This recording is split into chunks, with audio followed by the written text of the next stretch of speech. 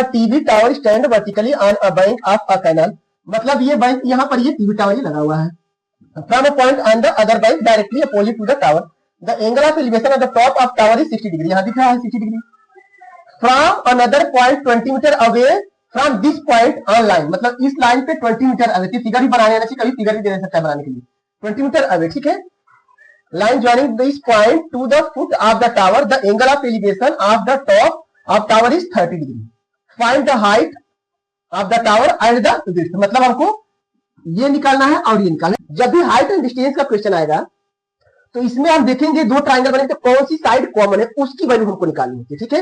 तो हम इसमें इसको ले लेते हैं x और इसको ले लेते हैं h, ठीक है, लिख लेते हैं, हमारे लिए इजी हो जाएगा। इसको ले लो x, सीबी को मैंने x ले लिया और इसको ले लेते हैं h, इसको क्या ले लेते हैं हम यहाँ से यहाँ तक ये h ले लेते हैं, ठीक है, ये हमारा h हो गया। अब हम लिखेंगे इसमें इन ट्राइंगल ए बी सी, क्या लिखेंगे यहाँ पर, इन ट्राइंगल ए बी सी, क्या लिखेंगे, इन ट्राइंगल ए बी सी। देखो हमें इससे और इससे रिलेशन है, तो ये थीटा है, थीटा के सामने जो होता है परपेंडिकुलर, 90 के सामने जो होता है आपका हाइपोटेन्यूज, जो तीसरा बचेगा वो बेस, तो क्या बनेगा परपेंडिकुलर और बेस, तो लेंगे tan 60 डिग्री, कितना tan 60 degree is equal to A B upon B C, तो हम डायरेक्ट लिख रहे हैं यहाँ पर h अपॉन x। tan 60 की वैल्यू होती है √3 is equal to h upon x, तो यहां पर होगा √3x is equal to h, इसको बोलो इक्वेशन 1।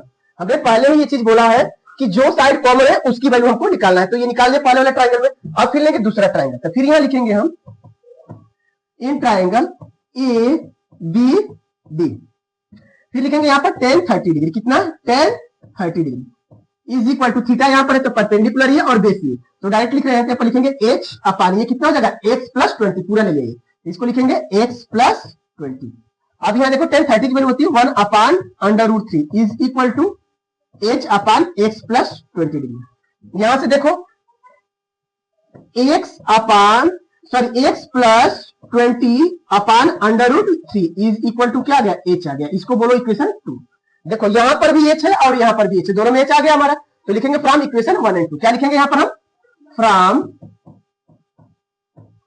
Equation 1 and 2। जब भी होगा तो ऐसे ही करेंगे, दोनों h हमारे इक्वल है तो ये दोनों भी हमारे क्या होंगे इक्वल, तो √3x इज इक्वल टू कितना होगा x plus 20 by √3, x plus 20 by √3।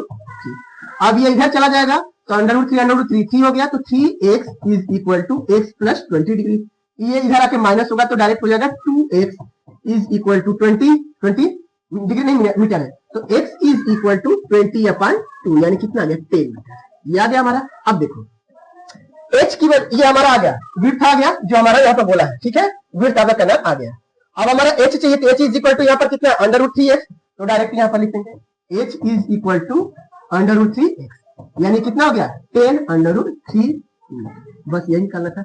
जब भी ऐसा क्वेश्चन आएगा जो साइड हमारी कॉमन होगी उसकी वैल्यू निकालेंगे हम और रख देंगे डायरेक्ट, ठीक है। अच्छा हम ये 10 क्यों लिए थे, क्योंकि हमें बेस और परपेंडिकुलर ही दोनों में दिया था इसलिए 10 लेंगे, तो जो भी लेना होता है देख करके उसके अकॉर्डिंग देते हैं।